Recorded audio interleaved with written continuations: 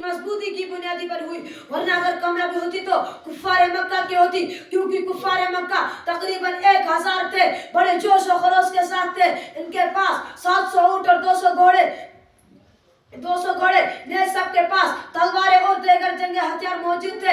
इधर अबू जहल, उतबा, शिअबा, वलीद, हंसला, उबैद, आस, हर्ज, उमय्या बिन खल्फ, नफरा बिन हारिस, अब्दुल मुत्तलिब जैसे शजाअत के पैकर और अजमतोकार थे। इधर बेचारे मुसलमान बेसर सामान, कुल तादाद 313 सवारी के कुल घोड़े और 70 ऊंट है। एक पर 3-3, 4-4 आदमी सवार है और बाज पैदल ही सफर कर रहे हैं। किसी के पास नेज़र कमान है तो तलवार नहीं, किसी के पास तलवार होते नेज़र कमान नहीं। मोहतरम बुजुर्ग और दोस्तों, जब मकाम बदर पर पहुंचते हैं तो देखते हैं कि कुफ्फार मक्का बुलंद मकाम पर खिमसन हो चुके, जहां पानी की भी फरावानी है। ऐसी जगह पर अगर किसी को प्यास लगे तो एक घूंट पानी पीने को न मिले। अलगर्ज, जंग के अंदर जितने असबाब और जितनी चीजों की जरूरत पड़ती वो सब कुफ्फार मक्का को हासिल थी, मगर जब लड़ाई शुरू होती है तो कुफ्फार मक्का गाजर मूली की तरह काटे जाते हैं। कुफ्फार मक्का का सबसे बड़ा सरदार अबू जहल 2 बच्चों मुआज और मुआविज के जरिए मारे जाते हैं।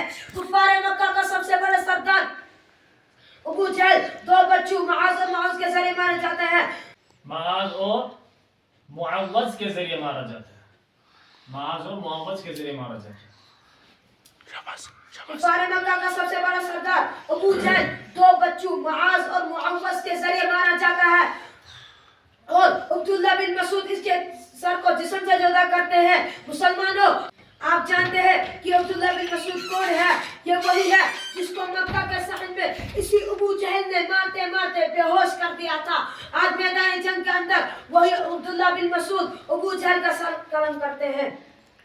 उमय्या बिन खल्फ अबू जहल के बाद कुफ्फार मक्का का सबसे बड़ा सरदार समझा जाता था, लेकिन अपने साथियों का